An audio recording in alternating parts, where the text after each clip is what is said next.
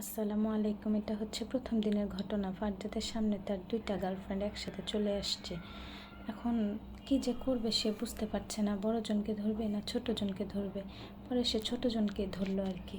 তারপর দুইটা গার্লফ্রেন্ড নিয়ে আমার ছেলে তো খুব ঝামেলায় পড়ছে। কারে রেখা যে কারে ধরবে আর কারে যে রাখবে নাকি কি করবে আমার ছেলেটা বুঝতেই পারতেছে না। ছোটজনরা ধরলে বড়জন রাগ করে, আবার বড়জনরা ধরলে ছোটজন রাগ করে। তো এখন সে কী যে করবে বুঝতেছে না, কার সাথে কথা বলবে। একজনের সাথে কথা বললে আরেকজন রাগ করে। এখন সে বড়জনকে একটু ধরছে, আবার আম্মুর দিকে একটু তাকাইছে, আম্মু যদি তাকে কোনো ডিসিশন দেয়। কিন্তু আমার ছেলেটা বুঝতেই পারতেছে না কারে রাখবে কারে রাখবে না।